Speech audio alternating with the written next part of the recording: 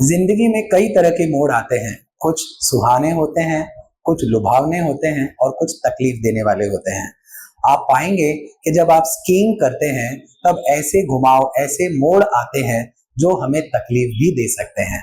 Business में भी इस तरह के मोड़ कई बार आते हैं।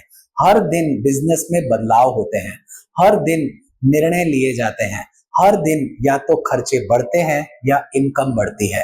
ये क्यों खर्चे बढ़ते हैं, क्यों इनकम बढ़ती है, इसके कई कारण हो सकते हैं। उसी तरह से बिजनेस में नए असेट परचेज किए जाते हैं, नई लाइबिलिटीज क्रिएट होती हैं। अब ये असेट, लाइबिलिटी, एक्सपेंस, इनकम, ये हर दिन, हर महीने, हर साल होते रहते हैं और यही असेट, लाइबिलिटी, एक्सपेंस, इनकम के जरिए हमें पता करना होता है कि हमारा बिजनेस प्रॉफिट कर रहा है या लॉस कर रहा है। तो दोस्तों, आज हम समझेंगे कि बिजनेस में किस तरह से ये प्रॉफिटेबिलिटी फाइंड आउट की जाती है। फाइनल अकाउंट एक ऐसा स्टेटमेंट है जो हमें ये बताता है कि बिजनेस की प्रॉफिटेबिलिटी कितनी है एंड फाइनेंशियल स्टेबिलिटी बिजनेस की है या नहीं। बिजनेस में हमें असेट मिल रहा है या हमारी लाइबिलिटीज बढ़ रही है, ये हमें पता चलता है with the help of final account. तो फाइनल अकाउंट एक ऐसा स्टेटमेंट, एक ऐसा हथियार है जिसके जरिए हम पता लगा लेते हैं कि हमें क्या निर्णय लेना है। ये निर्णय हमें मदद करेगा बिजनेस में प्रॉफिटेबिलिटी बढ़ाने के लिए, हमारी फाइनेंशियल स्टेबिलिटी को इंप्रूव करने के लिए। तो दोस्तों, हमने प्रीवियस सेशन में बेसिक कंसेप्ट समझे थे रिगार्डिंग फाइनल अकाउंट। हमने बहुत से कंसेप्ट्स कंसीडर किए थे ताकि हम पता लगा सकें कि ये फाइनल अकाउंट किस तरह से बनाया जाता है। आज हम फाइनल अकाउंट को थोड़ा और आगे एक्सटेंड करेंगे और कुछ और दूसरे तरीकों से हम ये फाइनल अकाउंट के स्टेटमेंट्स बनाएंगे। आज हम सीखेंगे कि फाइनल अकाउंट बनाने के लिए कुछ और भी तरीके, कुछ और भी मेथड्स हो सकते हैं जिसके जरिए ये फाइनल अकाउंट बनाया जाता है, right? So before proceeding with the final account, let us understand some concepts related to it. Anyhow, welcome back to our channel Mentoring Minds with Ajay Sharma. So मैं अजय शर्मा आपके सामने आज एक नया सम लेकर के आया हूं। So let's see how to solve this sum. Okay? So the sum would be given to us in this form. हमें क्वेश्चन इस थ्री पार्ट्स में दिया होगा। एक होगा टाइटल ऑफ द सम, यानी at the heading, next will be the trial balance and the third will be the adjustment. Since screen में space के अभाव के कारण इस तरह से I have incorporated the sum. Now sum अगर हम ध्यान से पढ़ेंगे टाइटल पेज, तो टाइटल हेडिंग में वो हमें देंगे कि आपको क्या करना है, what exactly that you have to prepare. तो आप ऑब्जर्व करेंगे यहां पर, from the following trial balance and adjustments prepare trading profit and loss account for the year ended 31st March 2024 and balance sheet as on that date। इन्होंने हमें तीन चीजें बनाने के लिए कही, trading account, profit and loss account and balance sheet, right. Then they have given us trial balance. याद रहे ट्रायल बैलेंस का एक simple rule, debit balance you have to give debit effect, credit balance you have to give credit effect. Debit balance debit effect, credit balance credit effect. हम एक effect देंगे क्योंकि trial balance is tallied. Anything tallied given you have to give one effect. Then next is your adjustments. सभी adjustments are incomplete transactions and since they are incomplete transactions you have to give two effects. हमें इन्हें दो effects देने हैं, one is the debit effect, the other one is credit. Now final account समझने से पहले, यानी बनाने से पहले, हमें कुछ बेसिक्स याद रख लेने चाहिए। हमें पता है rules of debit and credit, right. तो हमें पता है traditional rule, accounts are classified into three categories, personal, real and nominal. हमें यह भी पता है rules of debit and credit, that is debit the receiver, credit the giver. Debit what comes in, credit what goes out. Debit all expenses and losses and credit all incomes and gains. ये हुआ traditional approach. Modern approach कहता है कि accounts are classified into four categories, that is asset, liabilities, expense and income. All assets and expenses are debited while all liabilities and incomes are credited। तो आप जरा check कर लीजिए, debit side में जो भी दिया होगा it will either be your expense or it will be your asset। while credit side पर जो भी दिया होगा it will either be your income और it will be your liability. फिर हमें क्या करना है, हमें सिर्फ बाइफरकेट करना है दीज एंट्रीज को। तो let us begin how to prepare final account. Okay, तो दोस्तों काफी आसान है, पहले हम एडजस्टमेंट्स को कंसिडर करेंगे। Okay, so let's C adjustments. Stock on hand on 31st March 2024 was valued at ₹80,000। तो जब भी इस तरह का सम हमारे पास आए, सबसे पहले आप चाहें तो 5 एंट्रीज इनकॉर्पोरेट कर सकते हैं एंड देन एडजस्टमेंट्स कर सकते हैं, या फिर पहले हम एडजस्टमेंट्स कर लेंगे और बाद में नेसेसरी एंट्रीज को इनकॉर्पोरेट करेंगे। कैसा भी करिए, कान ऐसे पकड़े या वैसे, राइट, दोनों तरफ से हमें कान पकड़ने ही है। सो stock on hand on 31st March, since 31st March हमारा लास्ट डेट है, ये हमारा है क्लोजिंग स्टॉक। सो क्लोजिंग स्टॉक के दो इफेक्ट्स क्या आएंगे, हमें पता है क्लोजिंग स्टॉक के दो इफेक्ट्स हैं, trading account credit side and balance sheet assets. यानी ये वो स्टॉक है जो इस साल बच गया, हम इसे यूज न कर सके तो हम इसे नेक्स्ट ईयर के लिए भेज देंगे, right. That's why we will write it in trading account credit side, और हमारे लिए ये टाइम बीइंग असेट है, ठीक है। So balance sheet asset side. Next is like depreciation. So depreciate plant and machinery and furniture. So हमें पता है कि जब थ्रू आउट द ईयर हम असेट यूज करते हैं तो असेट की एफिशिएंसी धीरे धीरे कम होते जाती है ना। एंड सिंस एफिशिएंसी असेट की कम होते जा रही है तो value of asset also falls down. This reduction in the value of asset is called as depreciation. So depreciation से असेट की वैल्यू कम हो गई और हमारे लिए लॉस बढ़ गया, है ना। कितना सिंपल लॉजिक है। सो हम क्या करेंगे, हम लिखेंगे less from asset and profit and loss debit side. कौन से असेट हमारे कम हो रहे हैं, furniture and plant and machinery, ठीक है। So 1 tick mark we are going to give, यानी प्लांट एंड मशीनरी जरा हम ढूंढेंगे कहां पर दिया है, हाँ ये दिया है, यहां पर एक टिक मार्क करेंगे और फर्नीचर पर एक टिक मार्क करेंगे। कितना इजी। सो फर्नीचर पर एक tick mark, plant and machinery पर एक टिक मार्क हम प्रोवाइड करेंगे। Next is write off 2000 as further bad and create 5% RDD on debtors. Sir इसका मतलब write off 2000 as further bad, यानी 2000 के डेटर्स बैड होने वाले हैं, राइट, यानी वो हमको रुपए देने वाले नहीं है। तो जब डेटर्स हमें पैसे देने वाले नहीं हैं, right, they are no more our asset, and since they are not our asset हम इन्हें माइनस कर देंगे। भैया अब तुम नहीं दे रहे हो तो जाने दो अभी, राइट, तुम्हें पैसे देने की जरूरत नहीं है। और हमारे लिए प्रॉफिट होगा या लॉस, ओहो हमारे लिए तो लॉस बढ़ रहा है। So what you find, debtors कम हो रहे हैं और लॉस बढ़ रहा है। तो हम क्या इफेक्ट्स दिखाएंगे, less from debtors and add to bad debts. ऐसा हम 2 बार करेंगे, राइट, डेटर्स और बैड डेट्स पर एक एक टिक मार्क एंड परसेंटेज यानी RDD के लिए हम करेंगे less from debtors and add to bad debts, और एक एक टिक मार्क हम प्रोवाइड करेंगे डेटर्स पर। तो हम ढूंढेंगे कि डेटर्स कहां पर दिए हुए हैं, right, where are the debtors, ये रहे। तो डेटर्स पर 2 tick mark and bad debts यहां पे दिया हुआ है, yes there are 2 tick marks, right. तो साइमल्टेनियसली हम एडजस्टमेंट्स करेंगे और टिक मार्क प्रोवाइड करेंगे, right. So this is second method for doing the sum, ठीक है। Prepaid carriage, that means carriage is paid in advance. हमने कैरेज पहले से ही पे किया है। तो जब आपने पहले से ही कैरेज पे किया है, right, it is N expense for the next year. अब वो इस साल का खर्चा नहीं रहा, राइट, बिकॉज हम उसे यूज न कर सके। सो हेंस हम कैरेज में से लेस करेंगे और बैलेंस शीट में असेट साइड पर दिखाएंगे, राइट। सो हेंस कैरेज पर एक टिक मार्क प्रोवाइड करेंगे। जरा ढूंढेंगे ट्रायल बैलेंस में कैरेज कहां पर दिया है, yes carriage is given over here and carriage में से हम लेस करेंगे। कितना easy, right, and 1 tick mark we are going to provide it. Outstanding wages, outstanding का मतलब देना बाकी है। सो वेजेस आर रिसीवेबल और पेएबल, यस आउटस्टैंडिंग का मतलब दे आर पेएबल, हमारे लिए लाइबिलिटी है ना, हमें पे करना बाकी है। तो जब पे करना बाकी है तो आपकी लाइबिलिटी बढ़ रही है, और जब लाइबिलिटी बढ़ेगी तो आपका एक्सपेंस भी तो बढ़ेगा। इसीलिए सिंपल लॉजिक, हम वेजेस में जोड़ देंगे we'll add up in wages and then we'll write it in balance sheet liability side. So wages पर हम एक टिक मार्क कर लेंगे, right?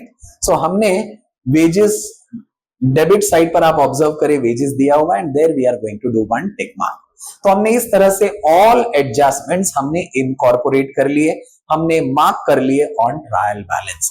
एक बार ये मार्किंग हो गई तो हमें ये पता चलता है कि बेसिकली हमें इन्हें इनर कॉलम में लिखना है या आउटर कॉलम में.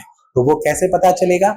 जहां पर भी टिक मार्क दिया हुआ है that we have to write it in inner column. अच्छा, आफ्टर कंप्लीटिंग एडजस्टमेंट्स हमें 5 एंट्रीज के ऊपर फोकस करना है. ये कौन सी एंट्रीज हैं? ये 5 एंट्रीज हैं purchase return, sales return, drawings, reserve for doubtful debts and net profit या नेट लॉस. ये 5 चीजें हमें आइडेंटिफाई करनी है whether they have given it to us in trial balance और नॉट. ठीक है, so let's see, have they given purchase return? Sir purchase दिया है, तो परचेज अगर डेबिट साइड है तो परचेज रिटर्न होगा क्रेडिट साइड पर.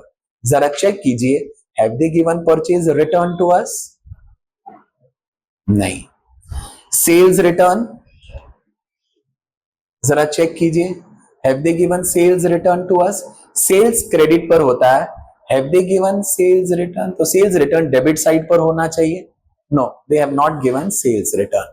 Third is drawings. जरा चेक कीजिए, have they given drawings? Since drawings हमारे लिए असेट है and assets are debited, so debit side पर हमें ड्रॉइंग्स मिलना चाहिए. Yes, drawings. So drawings are adjusted from capital. Okay, so drawings की एंट्री हम एडजस्ट करेंगे कैपिटल में. Got it here? सो यानी drawings are subtracted from capital, so capital में से हम इसे लेस करेंगे. Next is like RDD. जरा चेक कीजिए, reserve, any reserve is a liability. तो सभी रिजर्व्स हमें क्रेडिट साइड पर दिए होते हैं. जरा चेक कीजिए, have they given RDD to us? Yes, this reserve is basically for bad debts. और जब कोई रिजर्व किसी स्पेसिफिक एक्सपेंस के लिए किया जाता है, it should B adjusted with that particular expense only, right? So RDD को हम एडजस्ट करेंगे बैड डेट्स में. तो देखिए कहीं पर बैड डेट्स दिया है. Yes, so they have given us bad debts to us, right? Already there are 2 tick marks. अब हम एक और टिक मार्क करेंगे over on this RDD. Got it? Next is your net profit or net loss. So net profit or net loss should be adjusted with capital. Hence हम capital में एक और एक tick mark करेंगे for net profit or net loss. Remember, if they have given us percentage and date somewhere, it is your hidden adjustment. Which adjustment? Hidden adjustment. And all adjustments to be given two effects. तो यहां पर जब भी percentage दिया रहे तब हमें समझ जाना चाहिए there is an hidden element of interest. Okay, so interest हमें कैलकुलेट करना है. जब भी इंटरेस्ट हम कैलकुलेट करें तो उसके लिए हमें 3 चीजों की जरूरत पड़ती है. One is the rate of interest, second is the amount and third is the period, right? The time for which we have to pay interest or we have to receive interest. ठीक है? Now हम trading account, profit and loss और balance sheet इस तरह से तैयार कर लेंगे, right? So 3 pages we are going to reserve, one for trading account, another for profit and loss and third for balance sheet. In trading account हम record करेंगे all factory, production और purchase related expenses, while all selling expenses, office related expense, financial expense हम लिखेंगे profit and loss के debit side पे. All direct expenses are recorded in trading account, all indirect expenses are recorded in profit and loss. Only one income recorded in trading account is sales. Rest all other incomes are recorded in profit and loss. कितना easy. Next is balance sheet. So जो balance sheet है, balance sheet में it comprises of assets and liabilities. सभी assets को right side हम लिखेंगे while liabilities को हम लिखेंगे left side पर. Okay? So let's see now. The sum is ready and one by one अब हमें करना क्या है? अब हमें पोस्टिंग करनी है. So where we have to do the posting? In trading, profit and loss and balance sheet. ठीक है, तो देखते हैं ये पोस्टिंग किस तरह से की जाती है, राइट? तो अभी बेसिक्स तो आपके दिमाग में क्लियर है. अब बेसिक्स जैसे ही क्लियर है तो आपको ध्यान रहे कि आपको वो बेसिक जो चीजें हैं आपको समझ करके हमें इसे बाइफर्केशन करना है। Now first one is building. Now building हमें पता है, right, since it's recorded on debit side, it will either be our asset और it will be our expense. Asset यानी वो चीजें, यानी वो एक्सपेंडिचर जो कभी कभी हम करते हैं, it is called as occasional expenditure, capital expenditure. और जो खर्चे हम बार बार करते हैं, they are called as revenue expenditure. All capital expenditure are recorded in balance sheet, while all revenue expenditure are recorded in trading or profit and loss account. ठीक है, सो हम क्या कहेंगे, all capital expenditure को हम asset कहेंगे and all revenue expenditure को हम expense कहेंगे। तो अब सोच के बताइए, बिल्डिंग asset है या expense है? Yes, it's our asset. सो हम बैलेंस शीट के asset साइड में लिखेंगे building 2 lakhs. Since there is no tick mark, we'll write directly in outer column. Furniture, there is one tick mark. Yes, furniture is our asset, है ना? Furniture हम इसे use करते हैं. So furniture is our asset. We'll write it in inner column. So one tick we are going to reserve one line.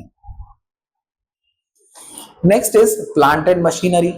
Again, plant and machinery यानी machine हम business में use करते हैं, right? Since we are using it again and again, and we are purchasing these machine once a while, it's our capital expenditure.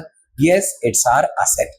So balance sheet में asset side में inner column में we will write plant and machinery. Next is like purchases. So purchases यानी what are we purchasing? So obviously we are purchasing goods. तो जब हम goods खरीदते हैं, हमारे लिए वो expense होता है. It is your direct expense. And direct expense हम कहाँ लिखेंगे? Trading में या profit and loss में? Yes, you are absolutely right.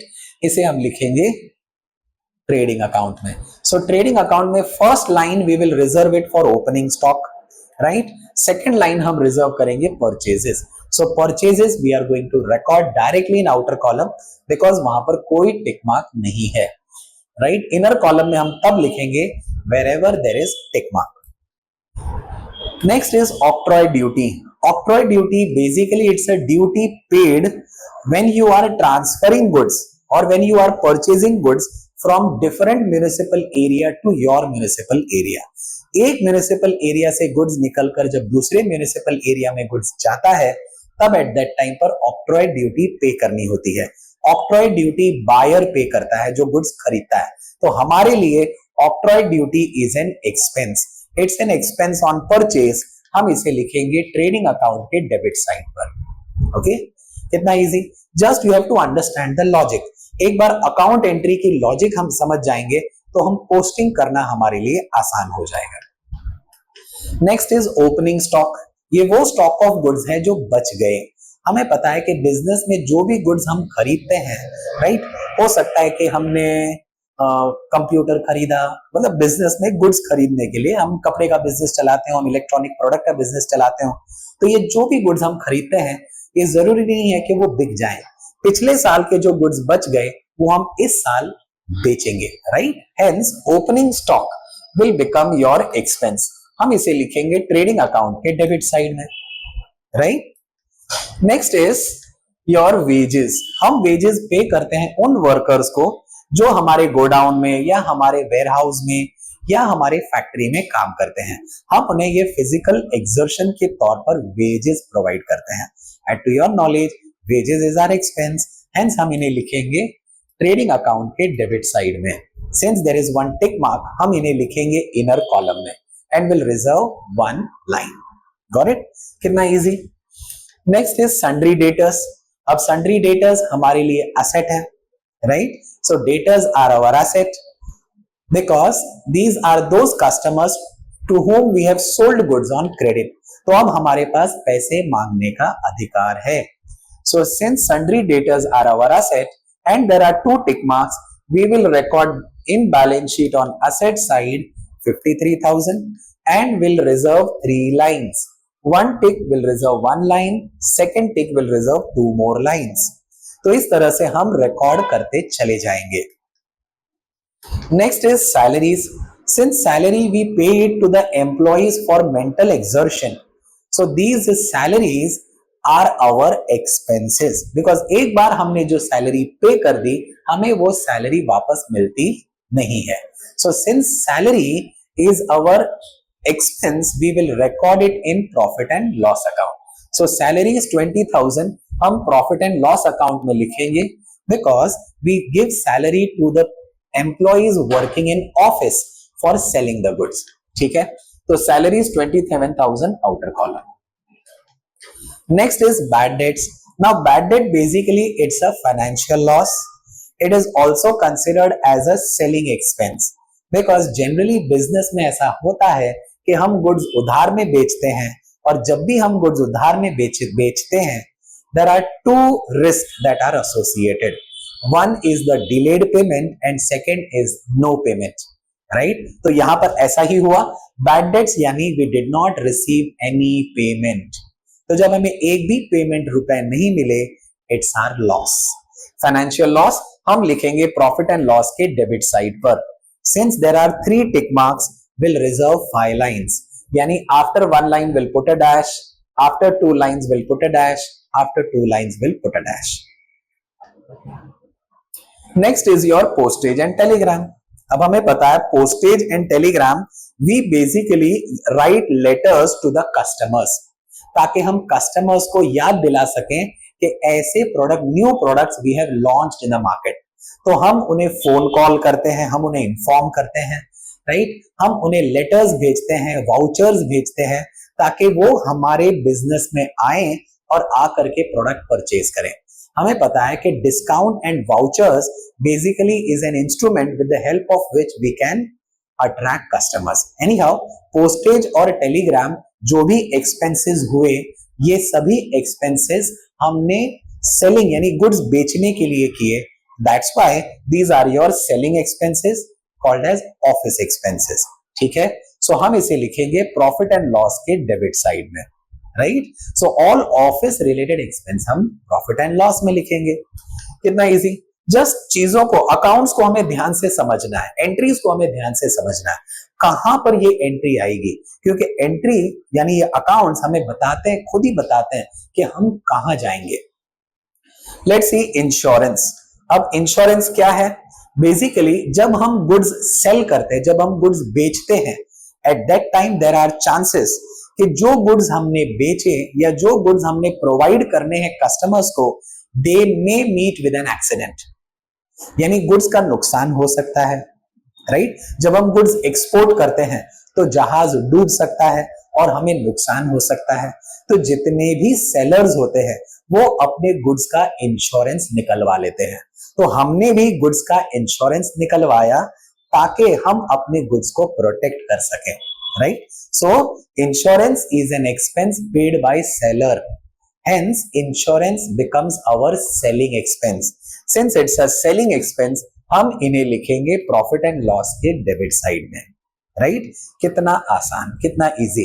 एक बार लॉजिक हम समझ रहे हैं तो एकदम आसान हो जा रहा है कि ये एंट्रीज कहां पर पोस्ट होगी, right? Next one, printing and stationery. Now what is printing and stationery? हम अपने ऑफिस में प्रिंट आउट्स निकालते हैं, हम अपने ऑफिस में pen, pencil, scale, eraser, sharpener provide करते हैं. All these are expenses. Since they are office related expenses, we have to record these expenses in profit and loss. So printing and stationery हम record करेंगे profit and loss में. कितना easy. Next is rent. Now we have paid rent. Have they told us कि ये rent हमने factory के लिए पे किया या ये हमने रेंट ऑफिस के लिए पे किया, right? So we did not know. So generally every trader यानी जो ट्रेडिंग बिजनेस करता है परचेज एंड सेल का, वो जनरली गोडाउन नहीं खरीदता, वो शॉप ही खरीदता है, राइट? एंड डायरेक्टली गुड्स वहीं पर रखता है. तो most of the cases traders are getting the shops on rent and that's why we consider ये जो रेंट है it is an office rent. और जब ये ऑफिस का रेंट है तो it should be recorded in profit and loss. So profit and loss के डेबिट साइड पर हम लिखेंगे to rent. Next is your carriage. हमें पता है कैरेज बेसिकली ये वो ट्रांसपोर्टेशन एक्सपेंस है जो हम प्रोवाइड करते हैं या हमें मिलता है. इनफैक्ट कैरेज तो हमें मिलेगा नहीं, हम बेसिकली कैरेज ये एक्सपेंस देते हैं ऑन परचेज ऑफ गुड्स और either sale of goods, right. So anyhow they did not mention कि ये कैरेज इनवर्ड है या carriage outward. So we assume by default we are purchasing goods and we have to pay carriage.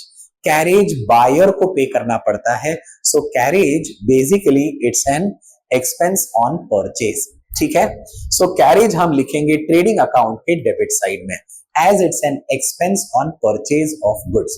कोई भी खर्चा जो purchase से related हो वो ट्रेडिंग अकाउंट में आएगा। Next is discount. हमें पता है कि ये डिस्काउंट वो एलिमेंट है जो हम कस्टमर्स को देते हैं ताकि हम उन्हें अट्रैक्ट कर सकें। एट टू योर नॉलेज ये ट्रेड डिस्काउंट होगा या cash discount? Yes, absolutely right, ये कैश डिस्काउंट है, राइट, ट्रेड डिस्काउंट नहीं है। Cash discount basically it's a discount given to the customer so as to get immediate cash payment. तो हमने customers को डिस्काउंट दिया, तो याद रहे डिस्काउंट बिजनेस के लिए एक्सपेंस है, इट्स एन सेलिंग एक्सपेंस, इसीलिए हम इसे रिकॉर्ड करेंगे प्रॉफिट एंड लॉस के डेबिट साइड में। करेक्ट, कितना easy. So to discount 3000। Next is drawings. Drawings are basically the amount taken out by the proprietor. So trader जब business से पैसा ले जाता है, राइट, उसे ड्रॉइंग्स कहते हैं। तो drawings though it's our asset but it is adjusted with capital, because capital हम कम कर देंगे, दैट्स व्हाई हम ड्रॉइंग्स कैपिटल से रिड्यूस कर देंगे। तो कैसे लिखेंगे? बैलेंस शीट में लाइबिलिटी साइड में सबसे पहले हम कैपिटल लिखेंगे, less drawings, and will write the amount in inner column. Since capital पर दो टिक मार्क है, so we will reserve accordingly 3 lines. 1 line already we have adjusted for drawings, next 2 lines we are going to adjust it for net profit या net loss के लिए, ठीक है। next is capital. So since capital is 3 lakh and capital is given on credit side, since it is given on credit side it will either be your income or it will be your liability, ठीक है। So capital वो amount है जो trader ने business में invest किया। So since trader has invested money in business, business has to return this money back to the trader. So business को ये पैसा लौटाना है, that's why it's a liability. So capital, already हमने word capital लिखा है, just we will write the amount in inner column, and ये जो ड्रॉइंग्स का अमाउंट सब्ट्रैक्ट करके amount we will write it in the next column. कितना easy. Next is sales. We are aware sales is an income. It is the only income recorded in trading account. Okay? So trading account के credit side पर हम लिखेंगे by sales 7,14,000. Since goods are going out, हम इसे credit side पर लिखेंगे, या फिर हम ऐसे भी समझ सकते हैं कि sales is our income. ठीक है? Only one income recorded in trading account is sales. Rest all other incomes are recorded in profit and loss. Next one is creditors, sundry creditors. हमें पता है क्रेडिटर्स यानी सप्लायर्स, ये वो businessman होते हैं जिन्होंने हमें गुड्स उधार में बेचा, हमें यानी business. So business is purchasing goods from suppliers on credit. तो हमें इन्हें पैसे तो चुकाने पड़ेंगे भैया, कोई भी हमें फ्री में तो गुड्स देगा नहीं, है ना, तो हमें इन्हें लौटाना पड़ेगा।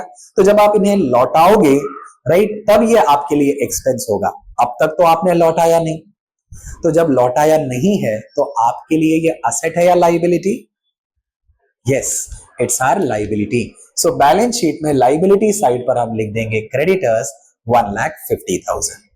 कितना आसान, राइट। हर एक कंसेप्ट को समझना है। बिल्स पेएबल, बिल्स पेएबल यानी क्या? जैसे रिसीवेबल हमारे लिए असेट है, बिल्स पेएबल हमारे लिए लायबिलिटी है। ये वो अमाउंट है जो हमें रिटर्न करना है टू द सप्लायर्स, यानी ये वो सप्लायर्स हैं जिन्होंने हमारा साइन ले लिया है बिल पर, हमने हमें बांध दिया है कि आपको इस तरह पर इस तारीख को पेमेंट करना है। तो जब इस तारीख को पेमेंट करने के लिए होगा तब हमें पे करना ही पड़ेगा, क्योंकि अगर नहीं पे करेंगे तो कोर्ट केस हो सकता है, राइट, हमें जेल जाना पड़ सकता है। नहीं, हमें जेल तो नहीं जाना, हम टाइम पर पेमेंट कर देंगे। So bills payable basically it's our liability. Okay, so hence balance sheet के लाइबिलिटी साइड में हम लिखेंगे बिल्स पेएबल। कितना इजी, जस्ट आपको बाइफरकेट करना है कहां पर क्या चीज जाने वाली है, right. Next is your 10% bank loan जो आपने लिया 1 अक्टूबर 2023, 20,000 का। हमने 20,000 का लोन लिया है बैंक से। जब आप बैंक से लोन लोगे, क्या बैंक हमें लोन फ्री ऑफ कॉस्ट देगी? नहीं, बैंक उस पर चार्ज करेगी इंटरेस्ट। तो हमें इंटरेस्ट चुकाना है या हमें इंटरेस्ट लेना है? सर हमने बैंक लोन लिया है तो हमें इंटरेस्ट चुकाना है, right. So bank loan is our liability, we will record it in balance sheet liability side, okay, and then we have to pay interest. So interest will be our expense or income. Since हमें interest pay करना है, it's our liability. Liability is increasing, so your expense will also increase, right? So 10% interest. अब कैसे calculate करेंगे? 10% of 20,000. So 10% of 20,000 होता है 2,000. देखिए एक जीरो पर हाथ रखेंगे तो we will get 10%. So 10% of 20,000 is 2,000. अब ये 2,000 जो भी इंटरेस्ट है it is for 12 months. हमने लोन लिया 1 अक्टूबर को, तो हम अप्रैल का इंटरेस्ट क्यों देंगे? मई का इंटरेस्ट क्यों देंगे? नहीं, हम तो इंटरेस्ट पे करेंगे अक्टूबर से। अक्टूबर, नवंबर, दिसंबर, जनवरी, फरवरी, मार्च। How many months? 6 मंथ्स। तो 12 महीने का अगर 2,000 ब्याज है तो 6 महीने का होगा 1,000। दिस 1,000 वी हैव टू पे, हमें पे करना है। So hence this 1,000 we have to pay, तो बैंक लोन में जोड़ देंगे एंड इट्स आवर लॉस। कितना easy, right. So 1,000 we will write it in bank loan, so total outer column 21,000. And second effect, since it's our expense, we will write it in profit and loss account debit side. Got it here? Since it's a financial expense, all financial expenses are recorded in profit and loss. ठीक है, आगे बढ़ते हैं।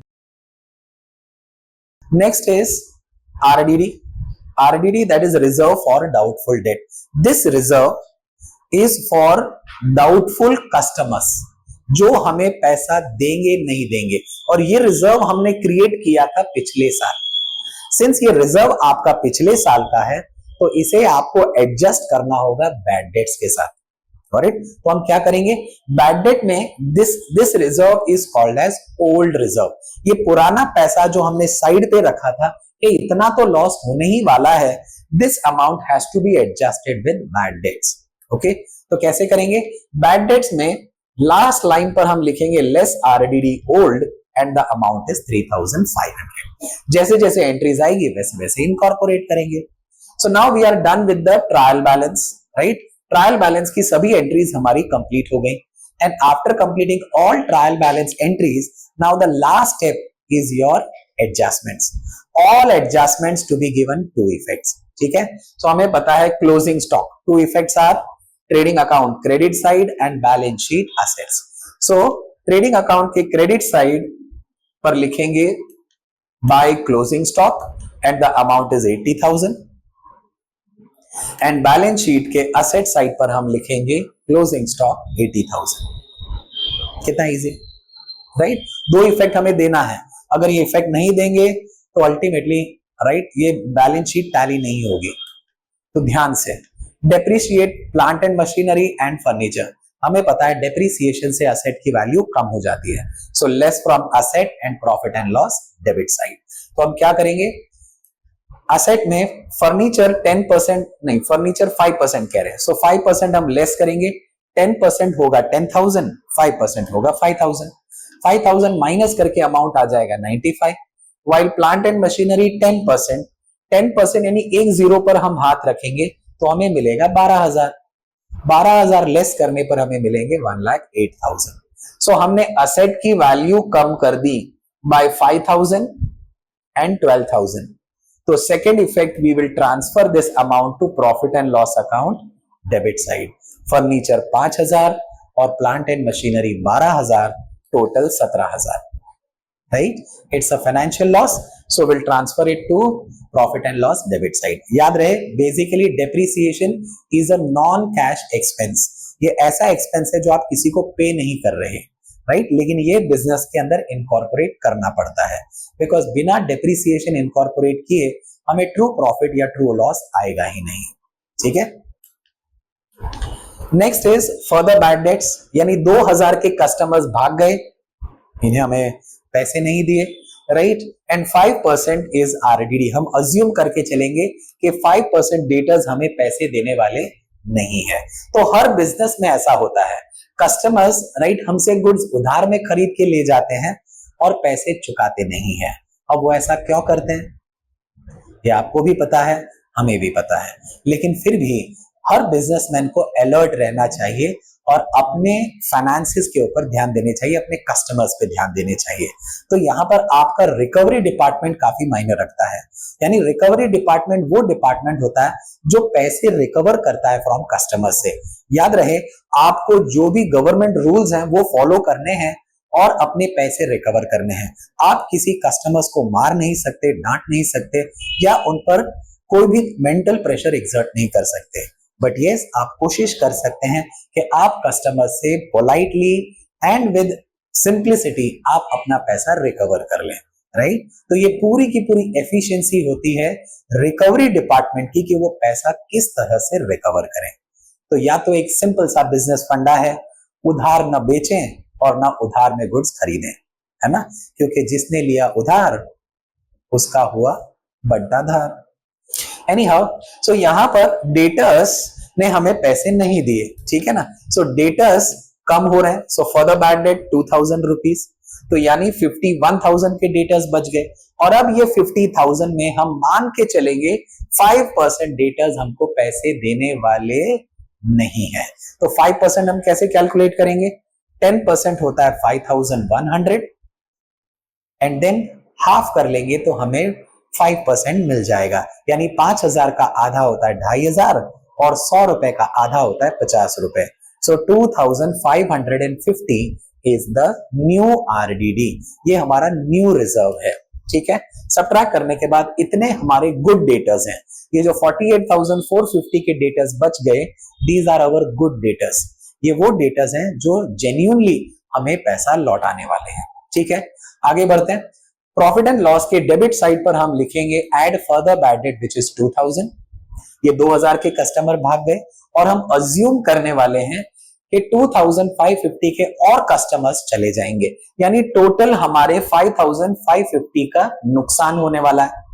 लेकिन इसमें 3,500 हमने पहले से ही रिजर्व रखा था, यानी हमने मान लिया था कि 3,500 का नुकसान तो होने ही वाला है, तो यानी खर्चा हो गया 5,500, हमारे एक्स्ट्रा खर्च हो गए कितने, 2,050, राइट। सो इस साल का हमारा बैड डेट हुआ 2,050। आई होप ये कंसेप्ट ऑफ बैड डेट आपको समझ में आया।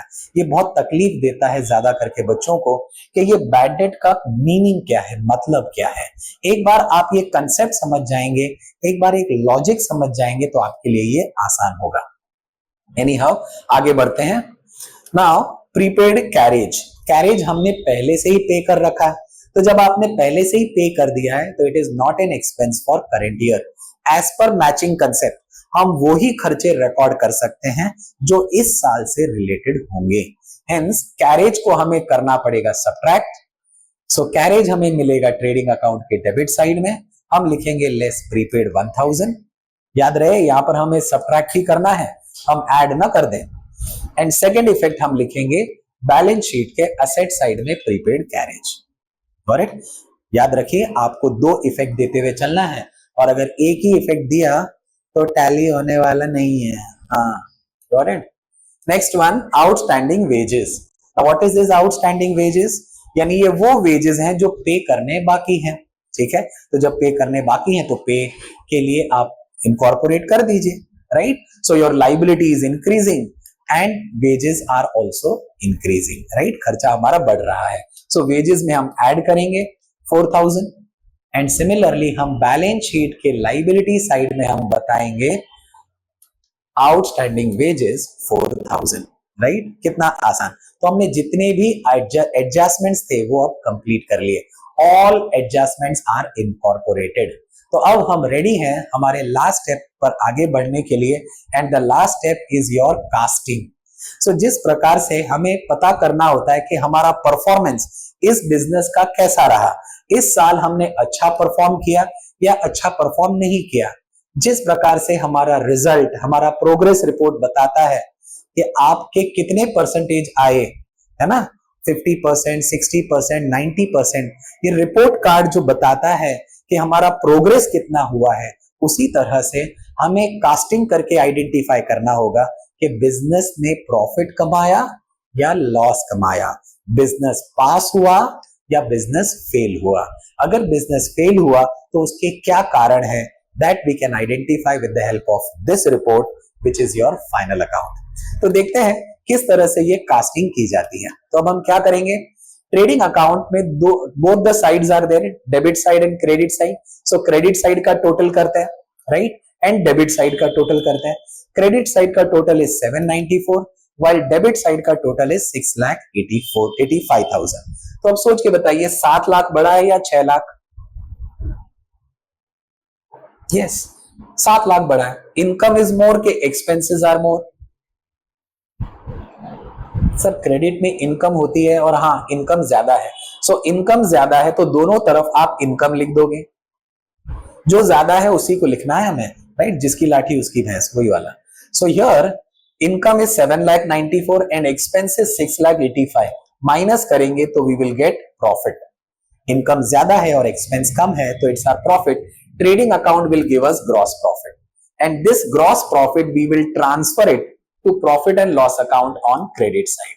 देखिए क्रेडिट साइड पर आप लिख दोगे बाय ग्रॉस प्रॉफिट, ठीक है। अब सेम वैसा ही प्रोसीजर आप यहां पर टोटल करेंगे credit side and debit side का। So total of credit side is 1,09,000, total of debit side आप ध्यान से ऐड करेंगे तो टोटल आ जाता है 66,050। यहां गलती नहीं करनी है क्योंकि यहां गलती करेंगे तो नेट प्रॉफिट गलत आएगा, तो इसलिए कैलकुलेशंस पर आपको ध्यान रखना है, right. So income is more और expenses are more? Yes, 1 lakh is more और 60,000? Sir obviously 1 lakh. तो हम क्या करेंगे, दोनों तरफ यहां पर 1,09,000 लिख देंगे एंड देन दिस 1,09,000 माइनस 66,000 आ जाएगा 42,950। The profit given by profit and loss account is your net profit, right. So ये नेट प्रॉफिट हुआ क्योंकि इनकम यहां पर ज्यादा हुई and since profit belongs to trader, भले ही नाम बिजनेस का हुआ लेकिन काम तो ट्रेडर ने किया, तो ये प्रॉफिट, ये जो रिस्क उठाया ये ट्रेडर ने उठाया, तो प्रॉफिट भी किसे मिलना चाहिए, ट्रेडर को। हेंस हम ये प्रॉफिट ऐड कर देंगे कैपिटल में। So in capital we are going to add up this profit. So closing capital बन जाएगा 32,7950, 3,27,950 and then at the end वही होना चाहिए जो होना चाहिए बिजनेस में, दैट इज बैलेंस। हमें जिस तरह से अपनी लाइफ बैलेंस करते हैं, हम अपने असेट एंड लाइबिलिटीज को इक्वल रखते हैं, उसी तरह से बैलेंस शीट में भी asset and liabilities should be equal. So here if I observe credit side, that is liability side and asset side, both are same. So that tells that your balance sheet, your sum is right, your sum is correct if you have followed all the concepts logically. Got it here? तो आपने समझा किस तरह से final account तैयार किया जाता है। ये फाइनल अकाउंट के जरिए हम पता लगा सकते हैं कि बिजनेस में बेसिकली प्रॉफिटेबिलिटी जनरेट हुई है या लॉस जनरेट हुआ है, बिजनेस की फाइनेंशियल पोजीशन कैसी है, क्या ये बिजनेस में इन्वेस्ट करने जैसा है, क्या ये बिजनेस कंटिन्यू करना है, right. With the help of ratio analysis हम ये काम कर सकते हैं। एनी हाउ हम समझ रहे हैं कि फाइनल अकाउंट किस तरह से तैयार किया जाता है, रेशियो एनालिसिस हम जल्दी सीखेंगे, करेक्ट। सो एनी हाउ आपने समझा कि किस तरह से अकाउंट किया जाता है, किस तरह से फाइनल अकाउंट किया जाता है। तो आई होप आज का सेशन आपको अच्छा लगा, राइट। अच्छा लगे तो आप जरूर ये वीडियोस को सब अपने दोस्तों को शेयर करें और ये चैनल सब्सक्राइब करें, राइट। सो अपने आप को और बेहतर, अपने नॉलेज को और इंप्रूव करने के लिए, अपने स्किल्स को और डेवलप करने के लिए keep learning, keep growing, keep watching mentoring minds with Ajay Sharma.